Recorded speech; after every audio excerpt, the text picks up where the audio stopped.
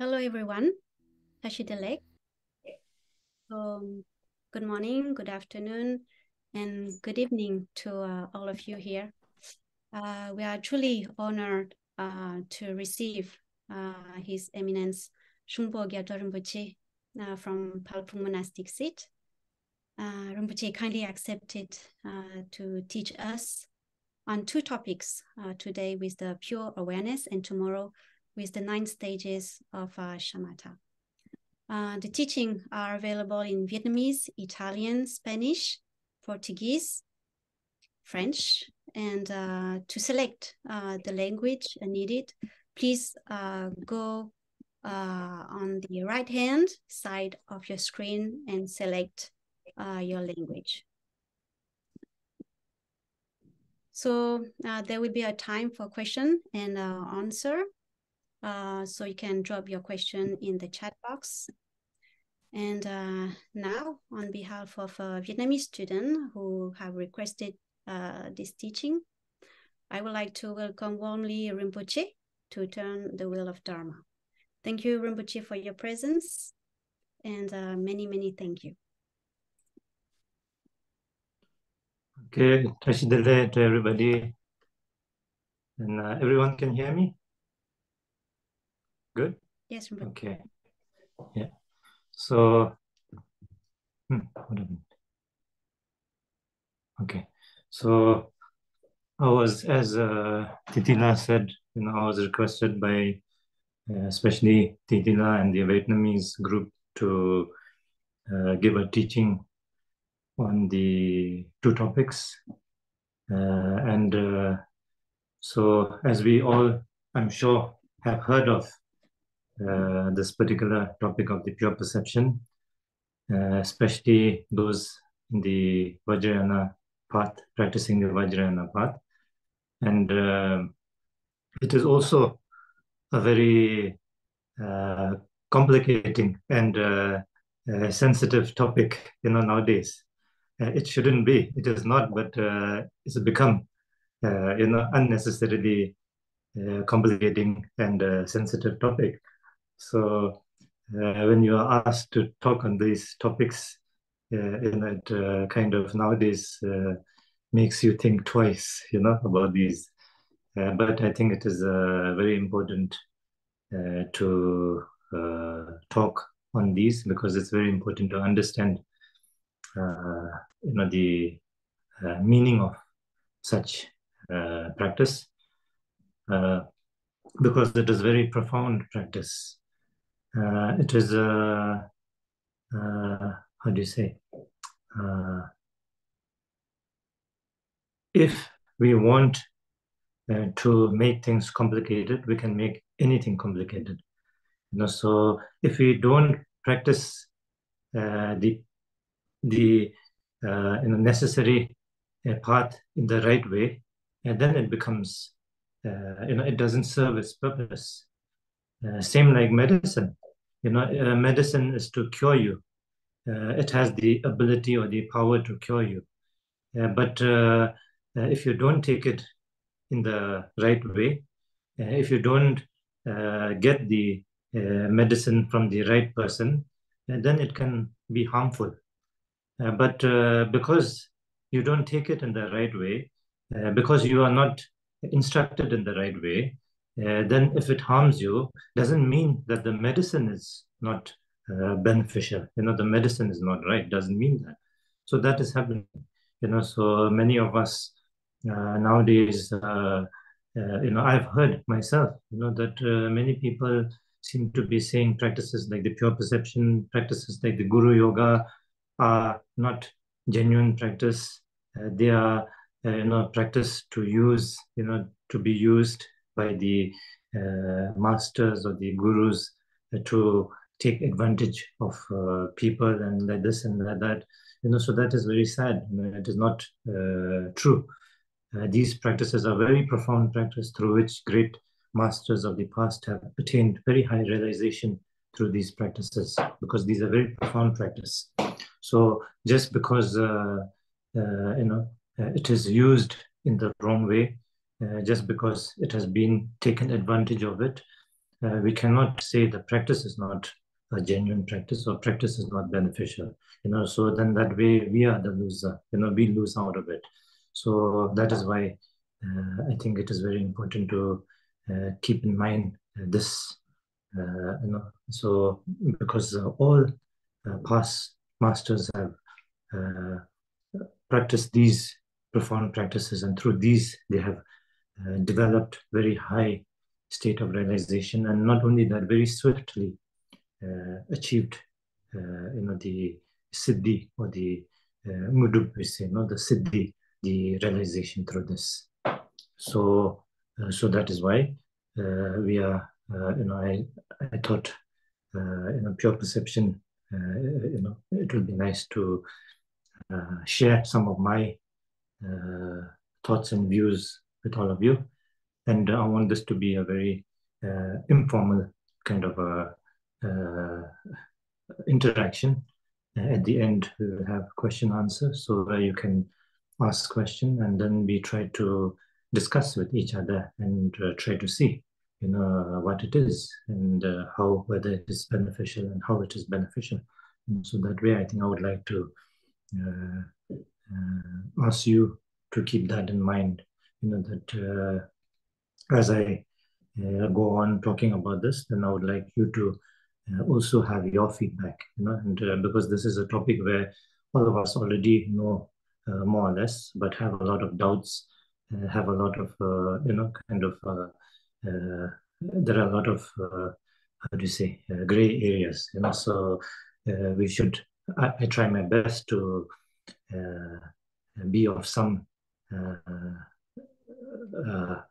do you say, some help for you to clarify your doubts, and maybe some of your views will be helpful for me, to understand more deeply in this present world how it is viewed and how it is understood.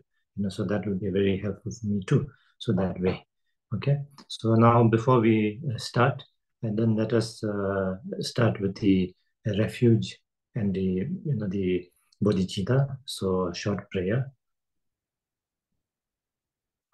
So I think it is on everybody's screen. So we will say the refuge 3 times, bodhicitta 3 times.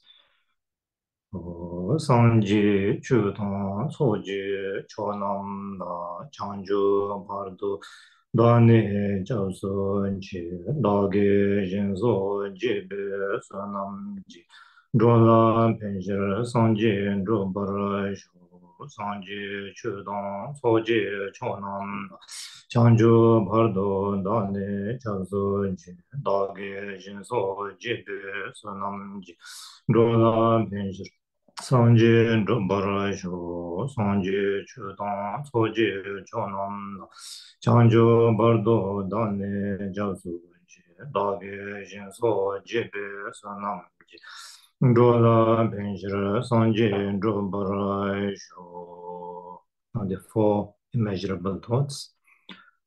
Semjen Tamje, Dewa Dan, Devi Judan, Dembara Churji, Dunghala Dan, Dunghala Ji, Judan, Tavara Churji, Dunghala Mebe, Dewa Tamba Dan, Bendavara Churji, Nirin Chadan, Nidan, Tavi, Tanyam Jembola, Nebara Churji, Semjen Tamje, Dewa Dan, Devi Judan, Dembara Donghala dan donghala ji judan tawar churji donghala mebe dewa tamba dan mendawar churji nirin chadan nidan tawe tanyam jimbo la nebara churji semjen tamji dewa dan dewe judan dembara churji Donghala dan donghala ji judan tawar churji donghala mebe dewa tamba dan mendawar churji nirin chadan nidan tawe Tanyam Jimbo La Nebala George. Okay, so now next is mandala offering. O Zaji Buju Joji Medo Dang Rira Linji Nide Jimbo De Sanje Jindo Mide Puai Droga Namda Shinla Jobara Sho. Now request for the turning the wheel of Dharma. Semje namje samba dan loye shira jida chejun tu mon te bai chuje kolo kordo so. Okay, so now with that the beginning part is done. Palenza lamarin boje dagi jero beme denjela karin chembe gone jizon de kuzon to jengo do zando so omenje jenje parane de zum sanje gunje ngo azim chugo so tenze. So name shala chans 통계도 제 현재로 서로 이제 메도도 좀 먼저 설정 한번더 보죠. 저지 잡에 상관 장사 저 전제 먹고 노가로 도선 제제 보다 좀 도제 좀 그렇지. 제가 장사 나도나면 좀 이제 샤지 배만도 공부 군는 좀 로마임라 장사 아마 하게 되는 도단을 진 게, 조금 더 남이 이게 로아 군제다 게 제삼을 탐지게도 나게 줘도. Okay, so now coming back to the topic, the pure perception. Now, here I want to touch on both levels of the pure perception. One is more a practical level of the pure perception, and one is the more traditional level of perception or practice of the perception. In a formal, let's say, not traditional, let's say, in a more formal method of the practice of the pure perception. So now, the meaning of pure perception, the real meaning of pure perception is when you overcome or transform all the impure, limited, discursive, conceptual perceptions which create the samsara and which is brought about by one's karma and kleshas. So to this, then so these create the impure perception. This is the base of the impure perception.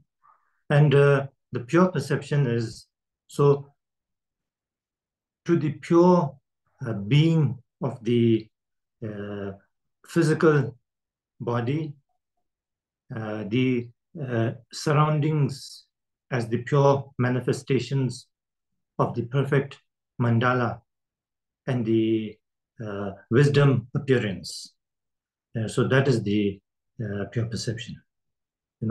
So the pure perception is recognizing and seeing the pure being of oneself and others, the physical being, and also the surrounding, the environment, the surrounding, the manifestations around oneself. So all that as the wisdom appearance. So that is the pure perception.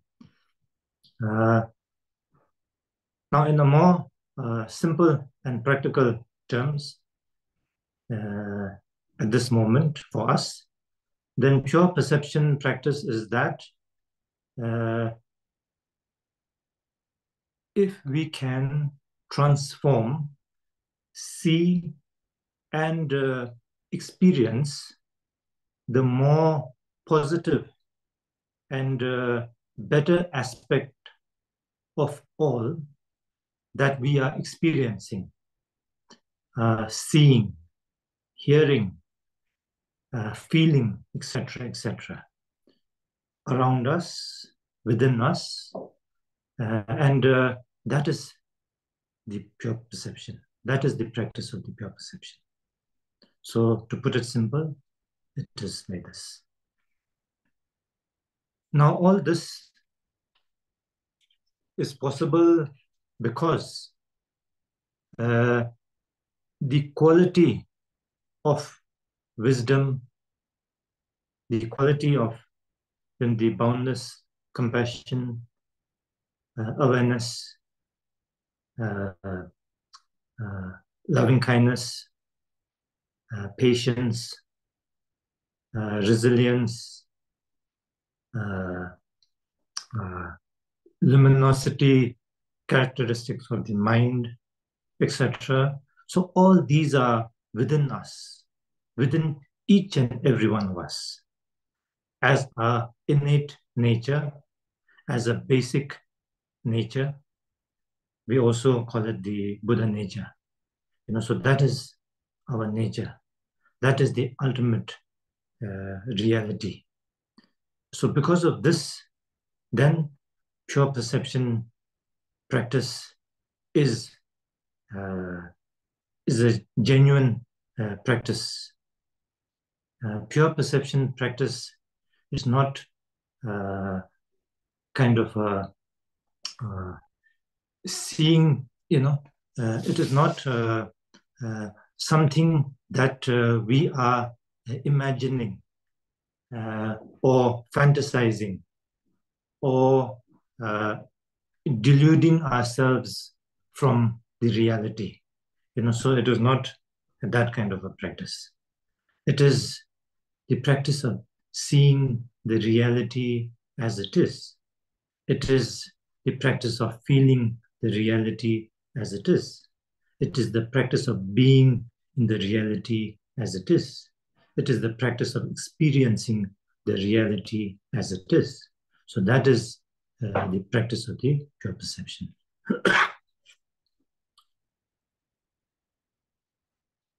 Actually, it is the reality, and we are just simply skillfully adapting ourselves to the reality.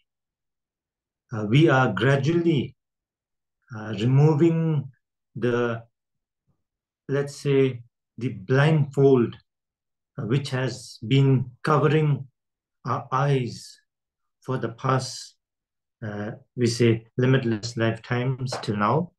And we are not able to see what is in front of us. We are not able to see ourselves, so we are not able to see things as it is.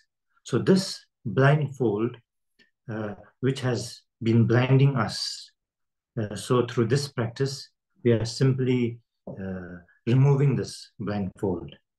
And when we remove the blindfold, the eye has always had the ability to see, the ability to see oneself, to see others.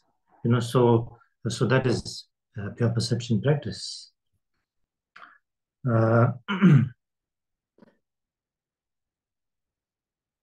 It is a method of, I say, purification, transformation. I say purification because when you say purification, there has to be something pure to be purified. It is not something that has never been there or something new. So when I say purification, it kind of gives me, myself, a deeper sense of understanding. As I said, we already have this pureness in us, in each and every one of us. But because of ignorance, temporarily not able to recognize that, not able to feel that, not able to realize that. So purification means we purify gradually through profound methods to achieve this already pure state which is within us, which has been obscured temporarily with ignorance, the dirt of ignorance. And then when we truly realize that, then that is the transformation, the transformed, so the transformation of that. So, so now with this, and then I hope, some clarity in the word pure perception, the why pure perception, how it works, why it works, what is the base of it? So the base of the practice of pure perception is because we have this, pure essence, the pure being within us, around us. So in order to let that shine through, in order to experience that, in order to realize that, then that is the practice of the pure perception. So it is not something that is fantasizing. It is not something that is, kind of imagination. It is not something that is kind of, we delude ourselves from the reality. So nothing like that. So that is very important to know. That is the base.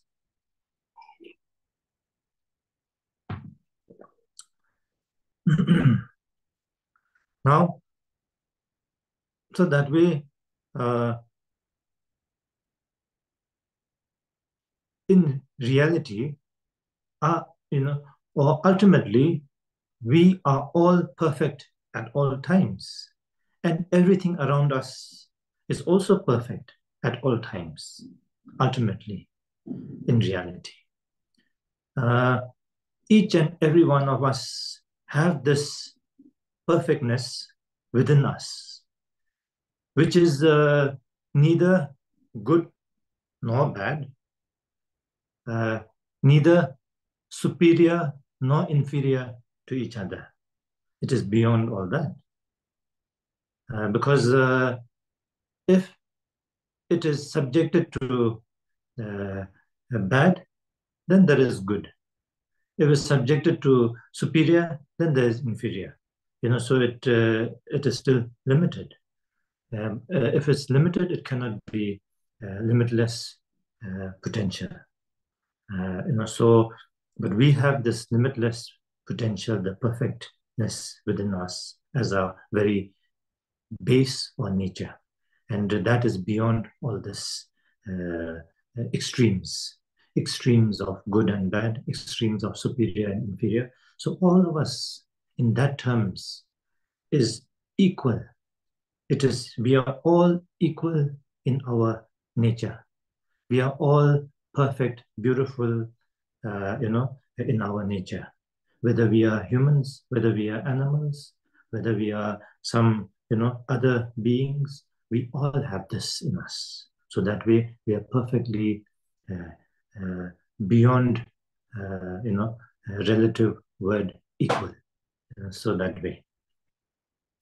Now,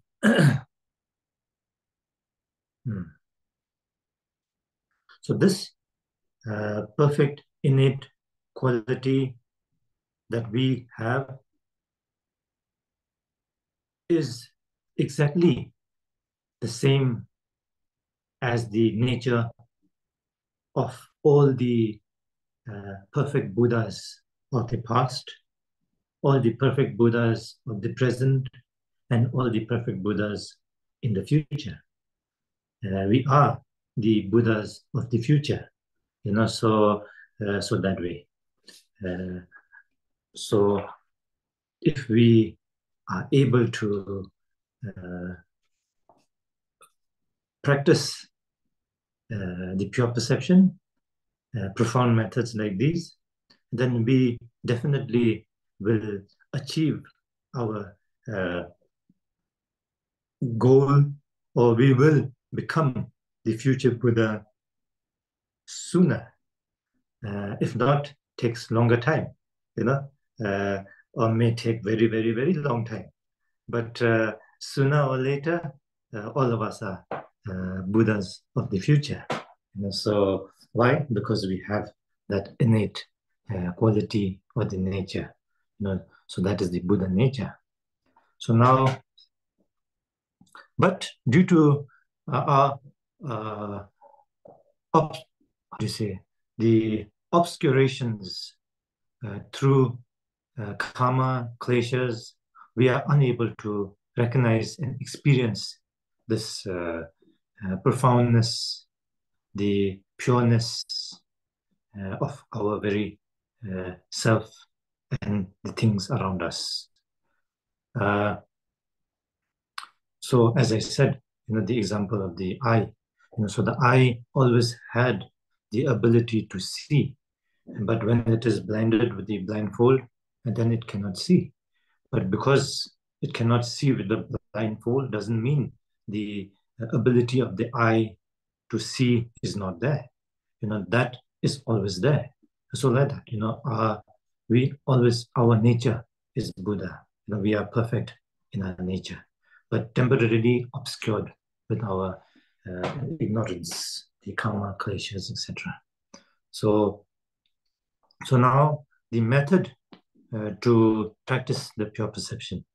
So as I said, the formal method and a more practical method.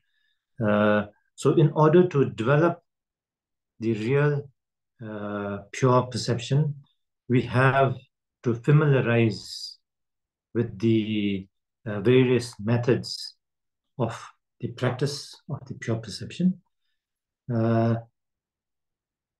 Such practice consists, for example, in the Vajrayana path, we have, profound practices of like the creation practice, the absorption practice, so creation, visualizing one's,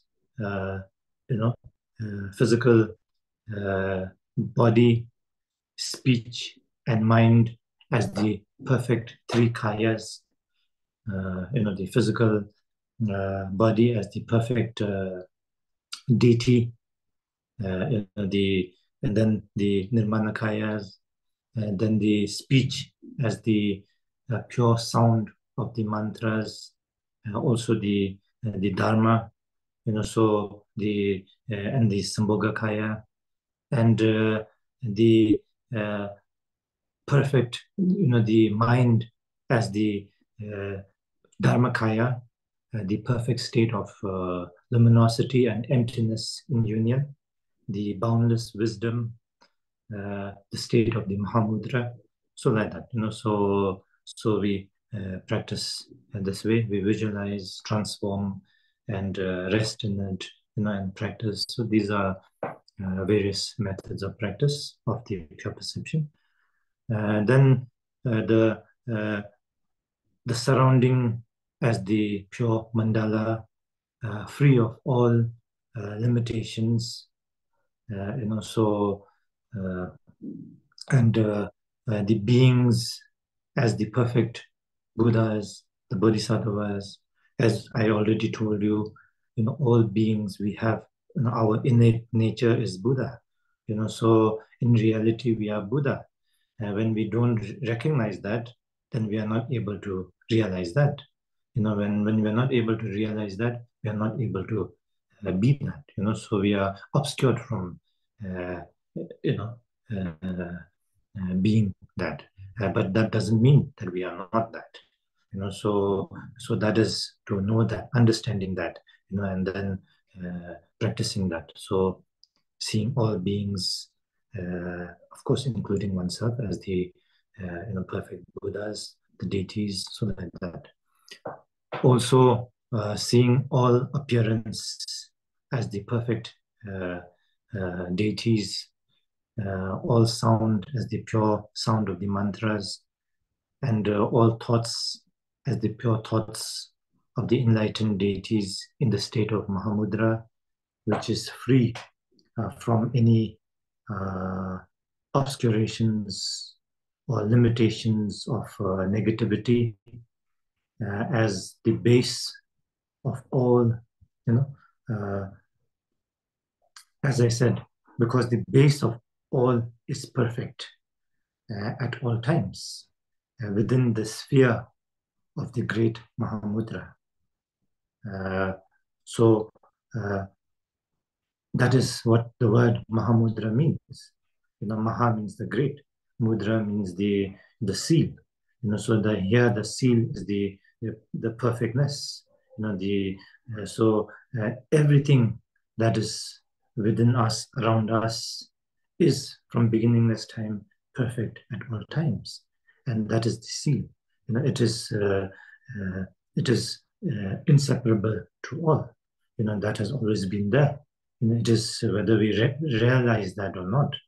So when we realize that, then that is what it is. But it has always been. So that is the Mahamudra. So when we realize that, that is the realization of the Mahamudra. So here, and then this is called the creation method, in the particular, profound method of the Vajrayana path. Then when you rest in the state of awareness, devoid of ignorance and dualistic fixation. In Tibetan, we say, riping on la nepa, so which means, to rest in awareness, devoid of ignorance and dualistic fixation. And then in the state, which is in the state of Mahamudra, and recognize the nature of mind, then everything will appear as the display or manifestation of the Dharmakaya.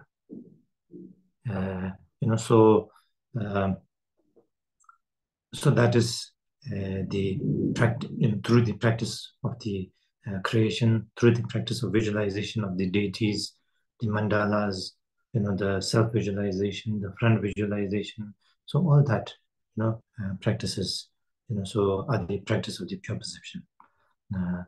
Then during the completion stage, or the Dzogrim, so we say Dzogrim, the completion stage of practice, then knowing that all physical appearance is the mandala of the great wisdom, and the practice such as, we say, Tsalung practice, Lung Gomba, to holding the, one's breath, and then, there are various visualizations with that, so practice such as, the practice of the, we say in Sanskrit, the Nadi, Prana, Bindu, so Tibetan we say Tsa Lung Tigle, I think translated in English as the Nadi is translated as channel, I think, channels, then the Prana translated as the wind, I think, and the Bindu translated as the essence, I think, so through that visualization and through the practice of this, so we centralize the channel, the wind, the essence, and then through this, and then we again, can transform, experience, and realize the state of Mahamudra, and practices of the like six Narupa and Niguma yogas. So all these are Dzogrim practices. So through these practices, one develops the experience of the great bliss, and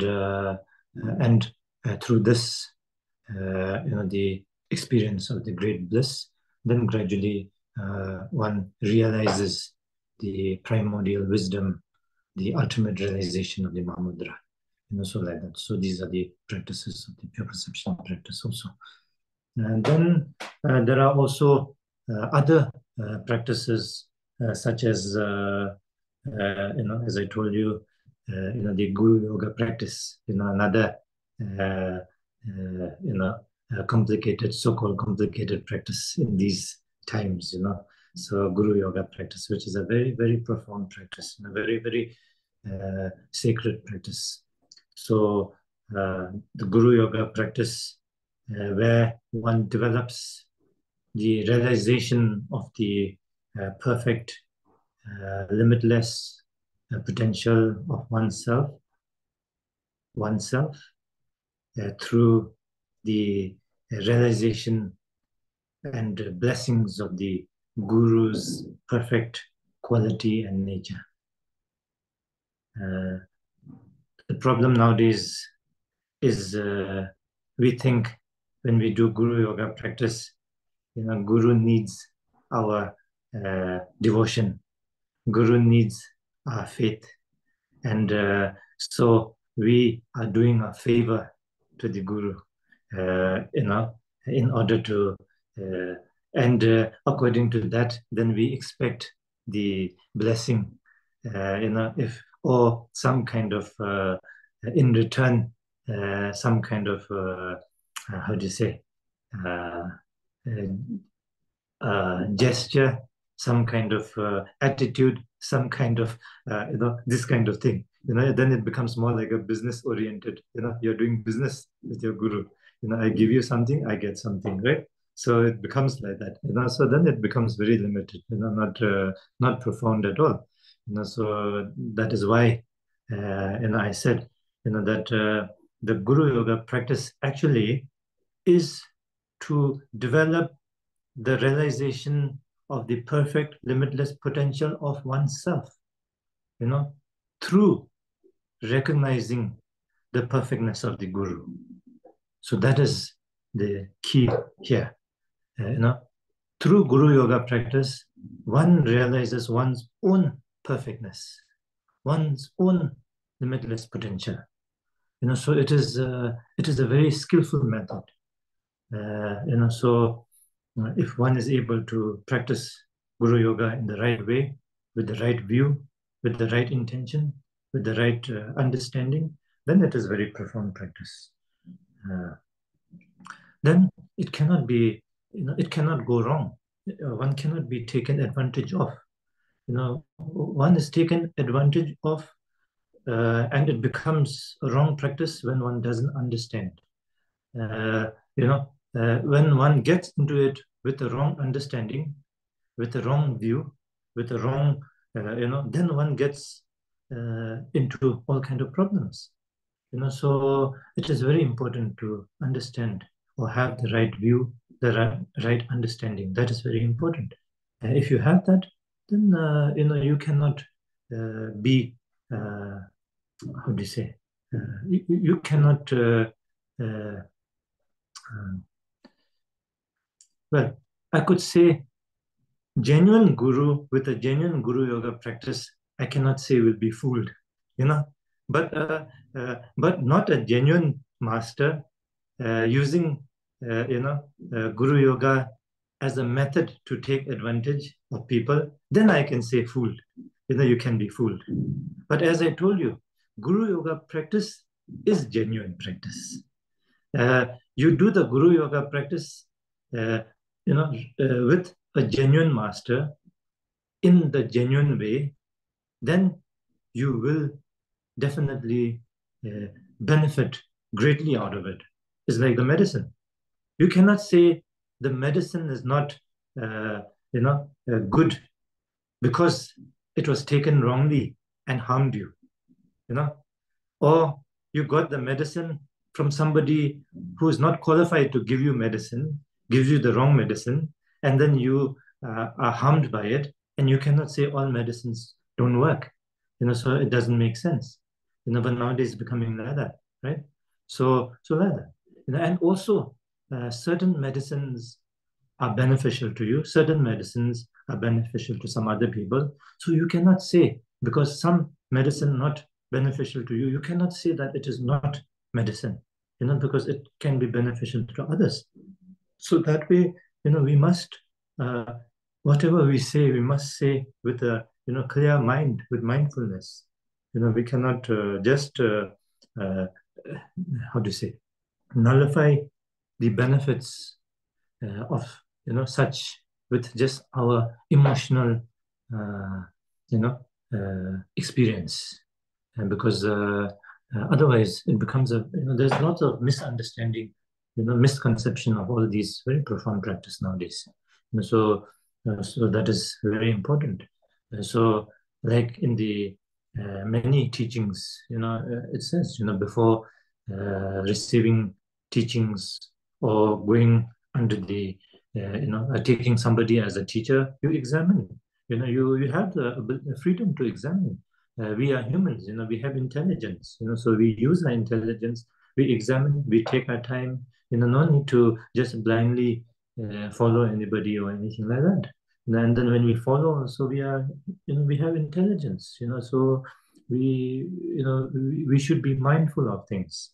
But we shouldn't be, like this, emotional, and then, follow without, recognizing the reality.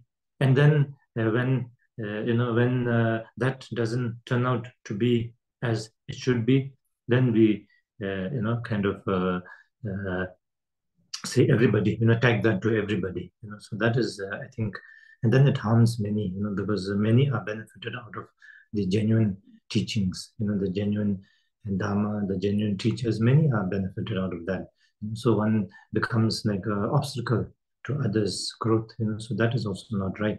So one has to be very careful of, how one, what one is saying, what, how one things. So these are all part of, I'm saying all this because these are all part of the pure perception practice. So we have to, think of all these carefully. Then, so here, as I said, seeing the Guru's body, speech, and mind as the three kayas. So for example, the Guru's mind as the Dharmakaya, the enlightened mind, the Guru's teaching the Dharma as the Sambhogakaya. So Guru manifests the teaching in so many ways, so many methods, so many forms, and that is beneficial to different beings of different caliber, different. So what is beneficial to you not necessarily need to be beneficial to somebody else. What somebody else benefits not necessarily need to benefit you. So each one have our own caliber, own understanding, own level. So accordingly, the Dhamma manifests from the Guru, and that is the Sambhogakaya. So manifestation of the Sambhogakaya. And Guru's mind is the enlightened, beyond all limitations. That is the Dharmakaya. And Guru's very presence being is the Nirmanakaya. So manifests as the Guru to you. So that is the Nirmanakaya. So Guru manifests as the Dharmakaya, the Sambhogakaya, and the Nirmanakaya. Like that. And through this recognizing, and through this, then one sees that the Guru, the quality in the Guru is not inseparable from you. You have all those qualities that the Guru has, and when one truly recognizes that, when one truly feels that, experiences that, then that is the deep Guru Yoga. Guru Yoga, we say, one becomes, you become one with the Guru. How do you become one with the Guru? Physically, if you dualistically, Guru is there, you are here. How do you submerge into the Guru? So how does it work? So it works this way, that your essence, the Guru's essence is one. In Dharmakaya, there's no separation. The Guru's mind and your mind, there's no boundary. It is oneness.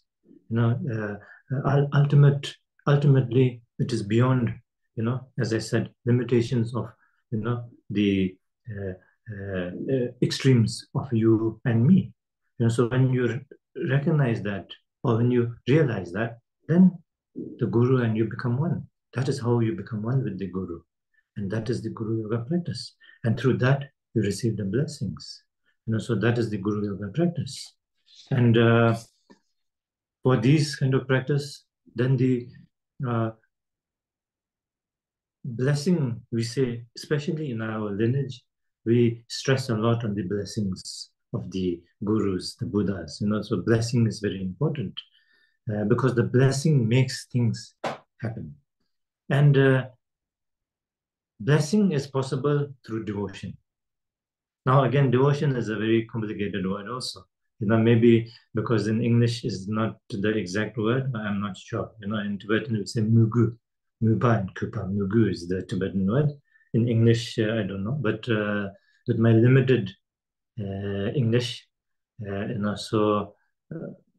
I feel devotion is very important to receive the blessings. Blessings here means the ability to transform ignorance to wisdom. So that is blessing. Otherwise, what else is blessing? You when you go to somebody, to receive blessings, so, or, you ask for blessing, what do you ask for? For me, I think blessing means the ability to transform my ignorance into wisdom. So that is the true blessing. If you are able to do that, then you have overcome all obstacles, all problems. All our problems are arising from ignorance. So, and so the blessing is something that can develop wisdom, that can eradicate the ignorance, and that is the blessings. And devotion is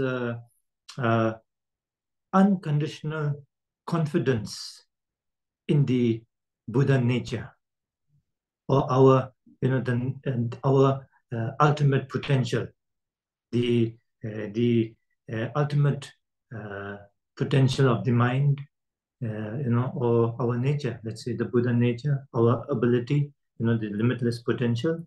So unconditional confidence in that, or the limit, so that is devotion, I think. Unless you have that, confidence in this, I don't think a genuine devotion can arise. That is where I think many people have problem. Then it becomes you and I, then the devotion becomes very difficult. It becomes more like, as I said, a business, interaction. I, how to say, I bow my head to you, and then I want your blessings, right? So it becomes like that. Then when you don't see the blessing, then you have doubts in the person who you ask for blessing. So it becomes like that. But that is not the genuine devotion. That is not genuine blessing. Genuine blessing, genuine devotion, everything is within ourselves. But because of our ignorance, at the moment, we are not able to experience that or realize that. So through the skillful method of, devotion to the three jewels, devotion to the Guru, then through that we receive the blessings, and we connect within ourselves with our nature. And when we are able to do that, then the blessings, we receive the blessings. We develop the devotion. And so that is devotion and blessing. And so it has to come through this. So the more we have, profound understanding of this, realization of this, more the devotion arises, more the blessing we receive. The less we have, the less devotion, the less blessing. So all different levels of blessing, different levels of devotion, but it depends on this. That is my understanding of devotion and blessing. So now, so in saying that, and then again I hear, many people saying, to develop, devotion to the Buddha, Dharma, Sangha, you need knowledge, you need to understand. Knowledge is very important. Otherwise, your devotion is very unstable, and it can anytime vanish. And, just blind faith is no good. Blind faith is not, it is harmful, not good, like this. But I think again here the word blind faith, I'm not very convinced with the word faith. I don't think it's faith. Faith, it sounds a little bit strange. So not faith, but I think, as I said, so of course we need knowledge, understanding. These are very, very important. But we shouldn't fall, into the two extremes, of this. That is very important. We need certain level of knowledge is very important, and also we need certain level of unconditional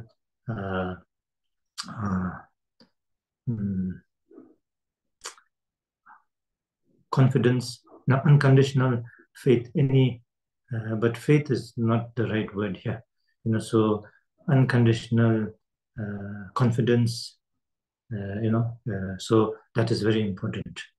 This is necessary because our nature, the Buddha nature, is beyond the limitations of knowing or not knowing, So only by knowing we cannot realize this Buddha nature.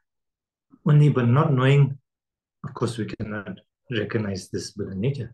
So it has to be beyond that. How do we get there? We need both these, in union. So we have to understand, we have to study, we have to know. But with that, unconditional devotion, unconditional confidence, unconditional, so that is very important. And so genuine, unconditional confidence is not blind faith. So sometimes nowadays this is also this problem is I see many things happening. People, some people have genuine, genuine, how do you say, confidence in the Dharma, genuine confidence in one's, pure essence, and then somebody comes and says, oh, that's blind faith and this and that, and you need to know, knowledge is important and this and that, which is, as I said, both is important, but it goes to one extreme, then knowledge, then they totally erase this pureness, the pure confidence, the devotion which arises, that purity is overlooked with the knowledge, and that knowledge is stained by our dualistic, how do you say, dualistic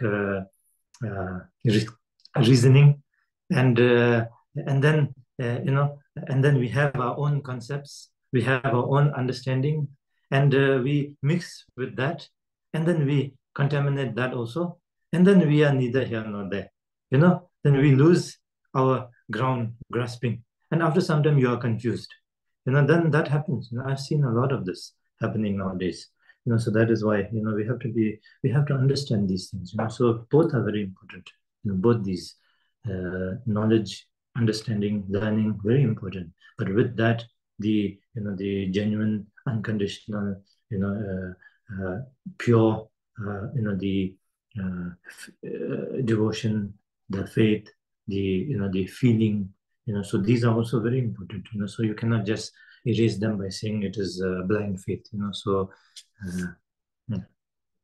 Okay, so now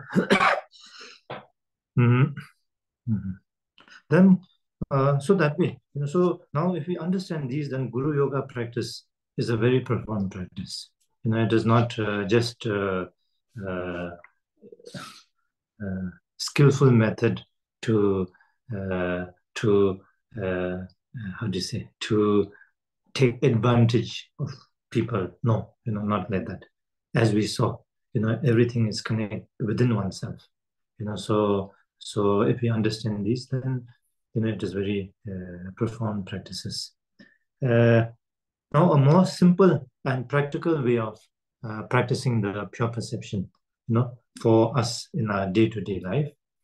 And then, of course, we are already doing all these profound, the formal practices. I know most of you are doing, the practices of the Dham, deity practice, and you're associated with all that. So that is, that is the pure perception practice. So that is very important. So to continue that. But now in another way of understanding, then when one develops negative emotions of, let's say, anger, ego, jealousy, low esteem, guilt, etc., whether it is towards oneself or towards others, one's colleagues, one's boss, one's partner, one's friends, one's family, one's lama, so so anybody, or let's say towards various customs, various beliefs, various habits, So we have so many customs, so many habits, so many beliefs, right? So nowadays, not able to withstand each other's customs, beliefs, and and have so much problem, with all these. So when one experiences these things, then one must learn to recognize these negative emotions and experiences as arising from one's own obscurations, uh, to seeing the reality, and under the influence of one's karma and kleshas, uh, one develops these impure uh, uh, perceptions and delusion, and we are trapped in this. So we must, learn to recognize that, learn to see that. So this is also a way to practice pure perception in our daily life.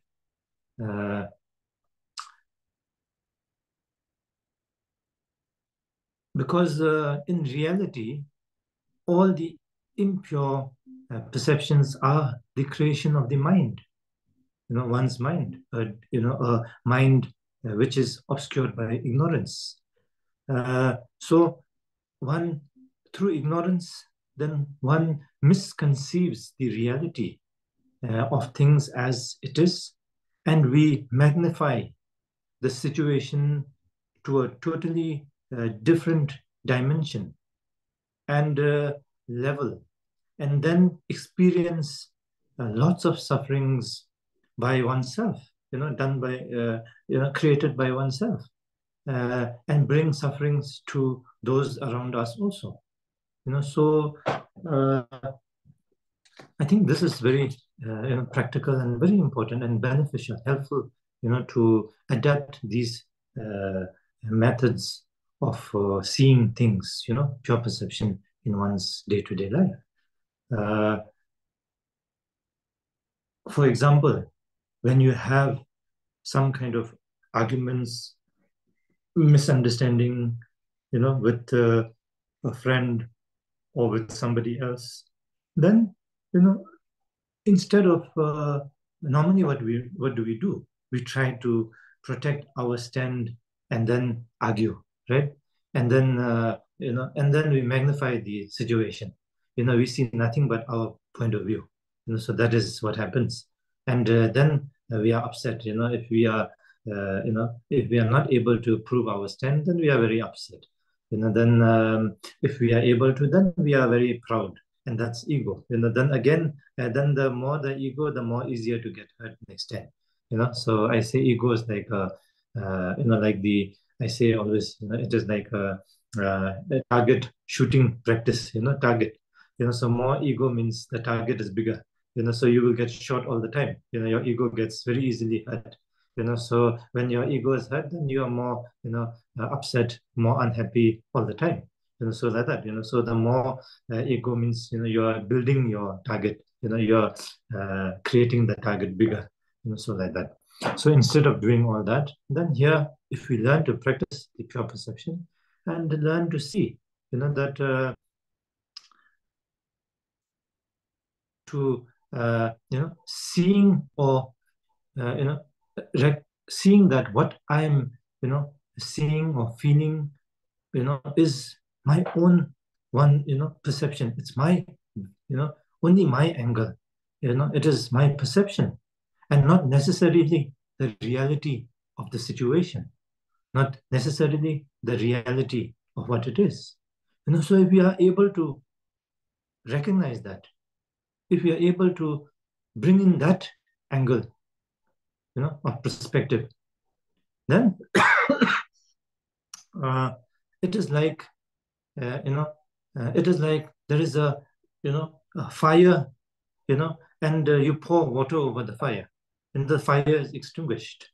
So it is like that.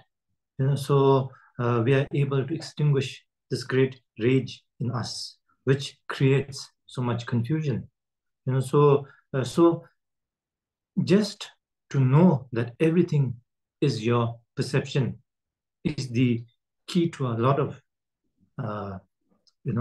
enlightened qualities. So to adapt this perspective in our day-to-day life is very important. So the pure perception that way is very, very helpful. Now, like, there was still have some time, right? So, there is a story, that a long time back there was a mother-in-law and a daughter-in-law. The daughter just got married, and came into the house, and like that. But the mother-in-law was a very tough lady, and then she gave a very difficult time to the new daughter-in-law. And the daughter-in-law had a very difficult time, and then both of them always arguing with each other, always, on each other's neck, throat, you see, right? And always having problems. And then finally, the daughter-in-law went to a doctor, and said, that I cannot take it anymore. This mother-in-law is too demanding, too, it is too much, So, and I'm the new, the, how do you say, the wife in the house. I'm the boss. I should handle everything. Now she should retire, and then just relax. But she interfere in everything. So it cannot be. So the daughter-in-law asked the daughter to, give some poison so that she can, get rid of the mother-in-law. And the doctor said, "Oh, okay, no problem. So I will give you the poison. But then if I give you a poison and the next day she die, and then big problem. Everybody will know that you killed her. Because you are already, not in good terms with her. Everybody knows this. Then if she dies next day, then they know you are the culprit, so you will be in big trouble. So that is not good. So instead, I will give you some, very light poison, which you just put inside the tea, and then give her, and gradually this will, kill her. But in doing that, you must make sure people will not doubt you. So you must act well. You must obey her. You must listen to her, help her, serve her, be as nice as possible to her, so that when she dies, nobody suspect you. Then she said, okay. And then she went back home. And every morning she put the, poison in the tea and give her, and then, massage her, listen to her. The, mother-in-law always shouting at her. She's able to take, she take all the shouting and reply her in a nice way. Don't, counter her, like this, and then time go on. And then the mother-in-law also thinking, maybe, she's not bad. I'm the one, who's always being mean to her. And no matter how mean I am to her, she's very nice to me. So it's not her, it is me, so I should, look within myself and improve myself. She's not the one. Then the mother-in-law really developed love, towards her daughter-in-law, and very nice to her. Then slowly she hand over the keys to the safe box, to her, and then everything to her, and say, now I'm old, I cannot, you should do this, that, and give her everything, and like this, Then they become very good friends, very good friends. And later, now the daughter-in-law went to the doctor and said, "Now what should I do?" She's crying, and saying, "Now what to do?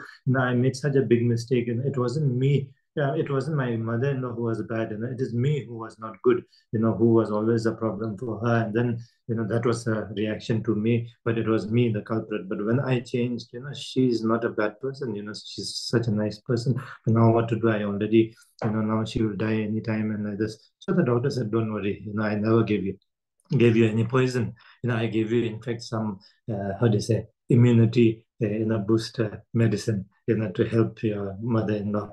So then the daughter-in-law is very happy. So the mother-in-law is very healthy and good. Two of them become very good, friends, and very happy with each other like this. So that, so perception, and everything is perception. So normally we see things in the negative way, impure perception, then becomes problem for ourselves, problem for others. But the reality is not like that. The reality, everything is perfect as it is. So it is how we see it. If we see it in a negative way, impure way, then we experience that. But if we learn to see it in a pure way, in a perfect way, learn to appreciate that, learn to, then we will receive, as I said, the blessing. The blessing is that, our ignorance transform into wisdom. So that is the blessing. What else blessing are you looking for? So your blessing is in your hand. So like that. You don't need to search for blessing anywhere. You have the ability to bring about blessing to yourself. So this is blessing. So it is pure perception is the greatest way of the blessings. So if we learn to see things this way, learn to adapt this way of life, the pure perception, then that is a great blessing. So that way you will become happy, others will be happy. You will be able to bring happiness to others, positive energy around you. So no matter how negative you see the situation, feel the situation, that is not the reality. That is just a perspective. So if you can, overcome that kind of a negative perspective with your pure perception, positive perspective, then the reality, the nature of things as it is manifests. And in that, then, that is then gradually through this, then we will realize the Mahamudra, the state of Mahamudra, the ultimate realization. And so that is the practice of the pure perception. Like Milarepa, everybody know Milarepa, no? So one of the student of Milarepa, asked Milarepa, that Guru, what emanation are you? So the Milarepa answered to the student, what emanation I am totally depends on you. If you see me as the emanation of some ghost, I am a ghost. If you see me as the emanation of a Buddha, I am a Buddha for you. So it is totally depend on you. It doesn't depend on me. So like that. So this is pure perception. If we learn to see others as Buddha, others as beautiful, then they will be, because they have that innate quality. If you learn to see yourself as your innate nature as Buddha, as beautiful, you are that. You don't have to have guilt. You don't have to have all that low esteem. All this is not necessary. So through this practice, you will develop flexibility. You will develop resilience to problems. You will develop confidence. You will develop open-heartedness.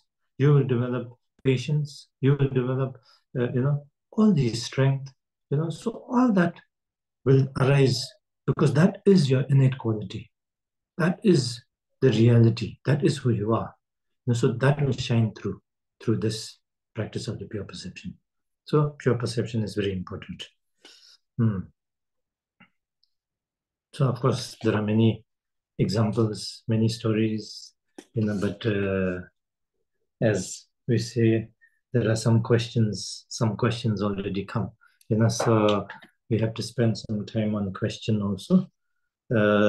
Okay, so now in brief, then so that way, through such practice, then the supreme accomplishment is that you will be able to realize the nature of Dharmata, the ultimate state of Mahamudra, and through this, then all-encompassing purity of appearance and existence, the infinite purity of all phenomena will manifest, and you will attain the absolute state of enlightenment. So that is the absolute accomplishment.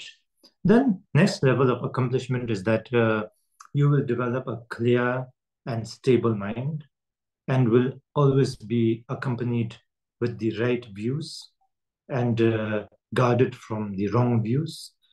So wrong views, wrong habits, etc. And so that way be protected from accumulating negative karma, which is the cause of rebirth in the suffering of the samsara, experiencing sufferings, so like that. And the final, how do you say, benefit is that through such practice, as I said, then you develop positive and pleasant experience to all that is within and around you. So that way, then you will enjoy, as I said, previous, the benefits. With that, then your health becomes better. Your mind is unhappy, your health also will suffer. your mind is happy, your health will also you will have good health, because body and mind is connected, so that way you will have good health. Then you will have plenty of friends, well-wishers, you will be appreciated, you will be the gem of the society, so like that, so you will have that. And then so that way, then in this way, since you are able to practice, see and experience the positive of everything in and around you, then you will always be happy and content in life. And you will be able to bring about happiness in others' life. So that is the blessing. That is the blessing, and you will become the blessing for others. So what more? So therefore, pure perception practice is very beneficial. Very practical, beneficial, profound in all levels. So with this. And of course, the disadvantage of not practicing such perception is we know, right? So yeah, so that is the so we become frustrated. We become we always look faults in others, and then all that. So there used to be a in a TV series long time back when I'm small. I remember. I don't know the name now. It was. I'm not sure whether it is an American series or what series. I don't know. There was an old man in that series, and he's that character. Who's very unhappy. Not, he sees the negative of everything. And through that he becomes very unhappy himself. Everything is unhappy for him. So like that. And very frustrating series. So it becomes like that. Your life becomes like this. Then if you are not able to, see things in a better view, if you become like that. So we shouldn't become like that.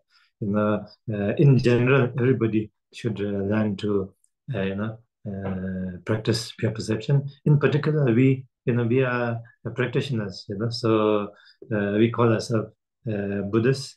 Buddhist means the one who looks within ourselves. Nangpa. Nang means inside. Pa means the one who looks within.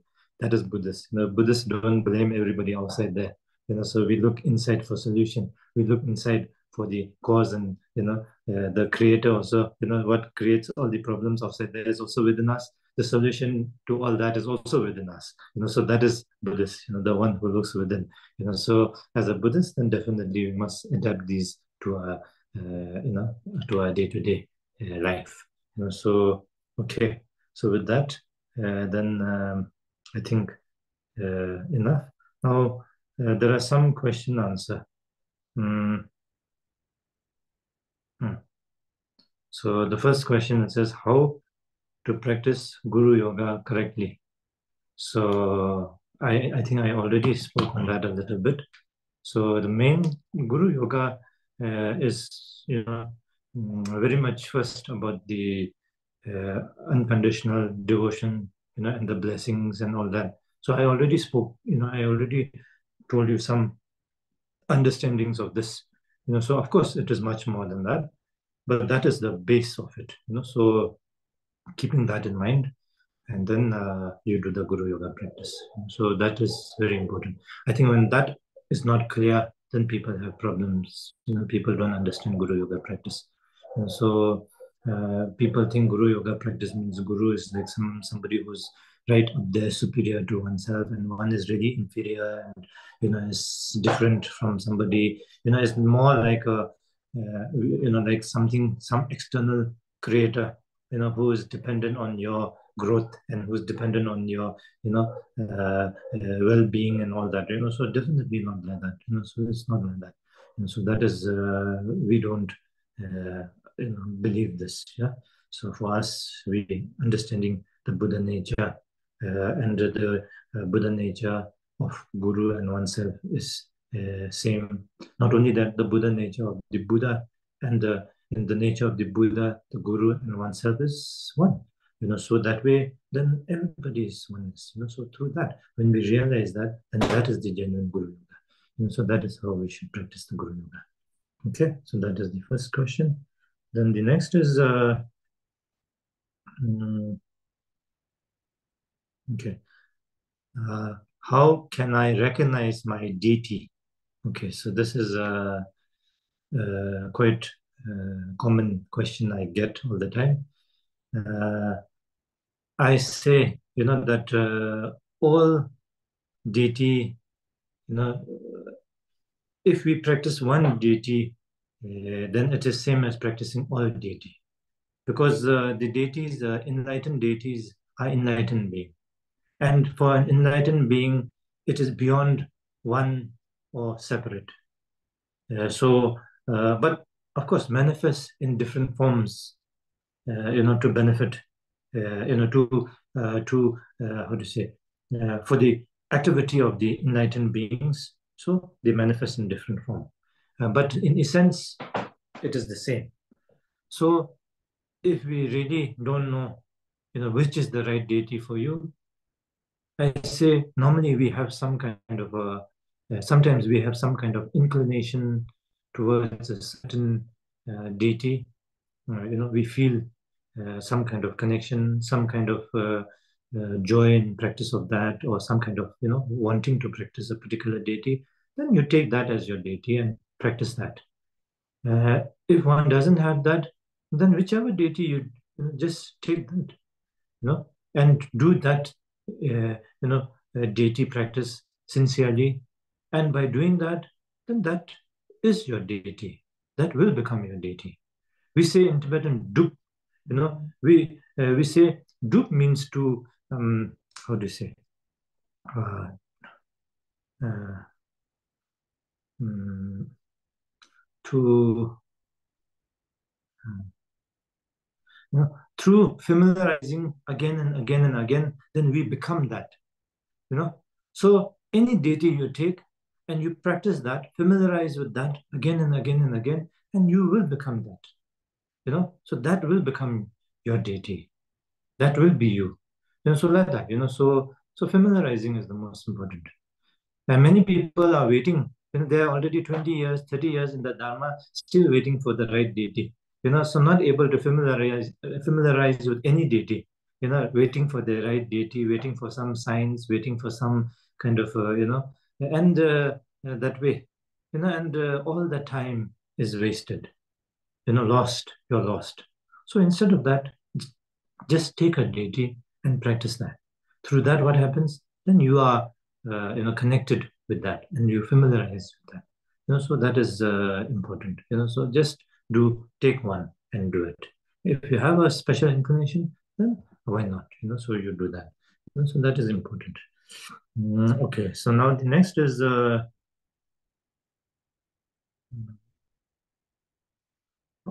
I wonder how can we practice Dharma in a world surrounded by evil behavior and generalized ignorance. So, as we say, every drop of water makes an ocean. So there are many things that we cannot control, but we shouldn't give up. We should be the best example, of a practitioner, and through that, then you will be able to definitely make a difference, in the world. As we know, everything is interdependent, everything is connected. Nothing is, independently, possible to exist or be by itself. So we are all connected. So if we do the right thing, be the best example, that will make a difference to our surrounding. And that surrounding makes a difference to a bigger surrounding. So that way, gradually, it will make a difference to everybody. So we be the best example. So that is the best way. So if we start having hatred towards those who are ignorantly doing, so much destruction, then you are becoming a part of that. You are creating a hatred also, and because you don't have that magnitude of power to destructive action, then you're small scaled. But otherwise, it's almost the same. If you had the same ability, then anger is anger. So hatred is hatred. So we must see this, we must recognize this, and we mustn't go under that influence. We must conquer hatred with love, with compassion, with patience, with understanding, with so that is very important. And if we do that, then that will prevail. As I said, the reality, the state of everything is beautiful, perfect. But because of ignorance, temporarily, all this confusion. So we must be the the light which can which can eradicate the darkness to the people who are not able to see through. So we can make a difference that way. Okay, so we mustn't lose hope. We be the best example ourselves. In whatever little thing we can do, we should do that. And that is how we can do, because nothing is little or too much or too less. Everything is meaningful as long as we are genuine. That is very profound. Now,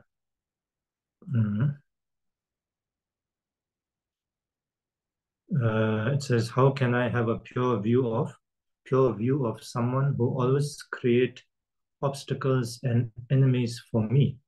The more you hold back, the more they will do harm. Okay, so see, wisdom is very important. If somebody is, coming after you with a gun to shoot you, to kill you, it doesn't mean I practice compassion and stand in front of him saying, "Oh, please shoot me." I'm more than happy to take the bullet out of your, gun. That's not what it means here.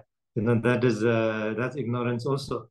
Because you end your precious life, you give the opportunity to that other person to create a very negative karma. So that is no good.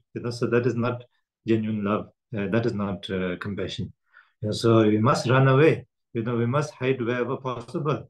But it means that we must recognize, that this person is acting in such a way because of his ignorance. Through his such action will bring about suffering to himself, because it is karma. So everything is cause and effect. So negative cause creates a negative effect, experience. So his negative, the anger, rage, all that will bring about sufferings for himself. So seeing this, how can you have more hatred towards such a person? Rather, you will have compassion to such a person. Genuinely wish that this person overcomes such negativity. And if you can do practically something to help this person, you should. If not, stay away. Try your best to, give as little opportunity for this person to develop such, such manifestation, so that is the best you can do, and avoid, and so like that, so one can practice that way and have no hard feelings, because as long as you have no hard feelings, you are doing your best, you are developing compassion, no matter how much the other person refuse to, refuse to be your friend, doesn't matter. From your side, you are progressing. And from your side, you are developing. So we can change ourselves. To change others is difficult. So we must change ourselves. And if we change ourselves, then we move beyond being hurt or, no more hurt. So that is how we can practice.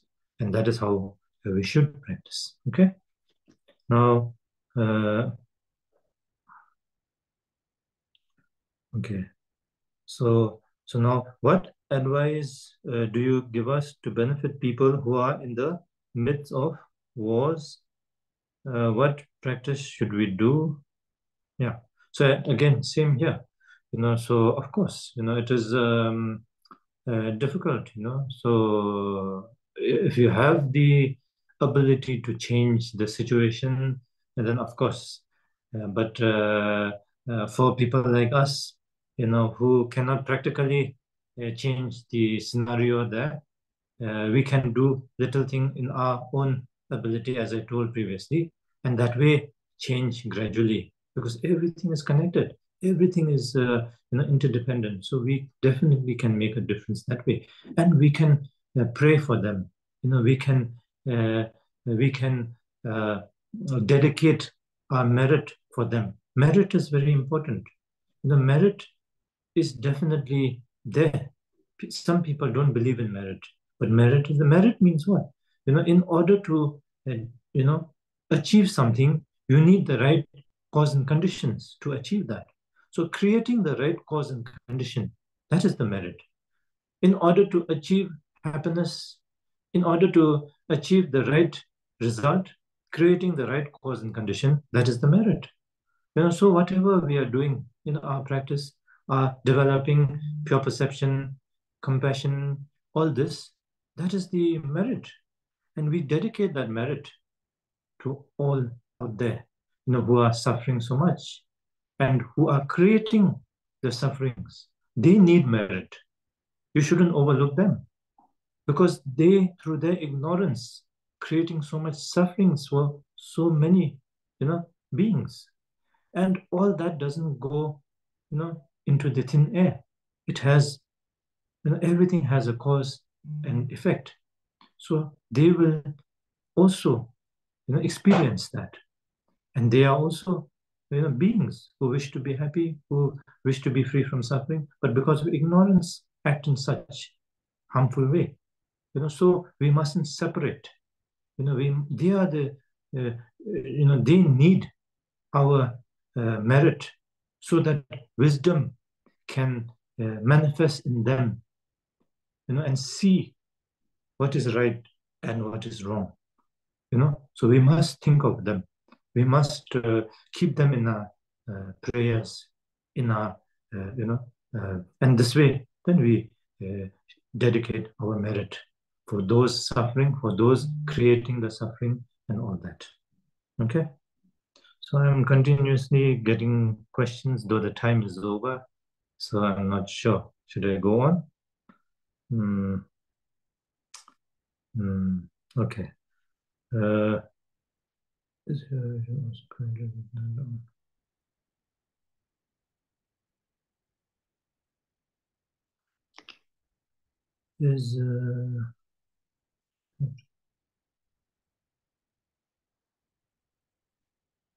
Yeah, so it says, is pure vision also connected with that all phenomena exist only in interdependent way? In fact, is Nagarjuna's teaching the view is also pure vision? Yeah, of course. So this is about the emptiness nature, talking of the emptiness nature, and emptiness nature is not not nothingness. It is talking about the limitless potential, the perfect state of everything. That is the pure perception. That is the purity. The pureness, the perfectness of everything in and around you. So that is, that is correct. Okay.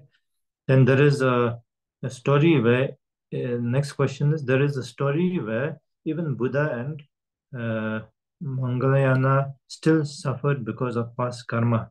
Karma is still there. It's just unfruitful. So how can practicing Vajrasattva purify karma? Huh? There's a story where Buddha and Mangalayana still suffered. Once you are completely enlightened, you are free from karma. You cannot suffer from karma. So I'm not sure. Maybe I don't understand this question properly. But Buddha has said as long as your relative karma exists, you will experience karma, because karma is relative. So as long as one is, relative, then, you cannot escape karma. But when you move beyond that, when you are beyond relativity, then karma is also, relative. It doesn't exist. So Buddha cannot experience karma. But saying that, it also doesn't mean karma doesn't exist, because relatively karma exists. And so that is why Buddha said, relative truth, ultimate truth. Buddha taught the two truths. Otherwise you should say relative is not true, ultimate is truth. But he said relative truth and ultimate truth. As long as you are a relative, karma exists, relative truth exists. So like that. Okay. So that was the last question. Okay. So now we end here for today, and I think there's a dedication practice, no? Let me find that.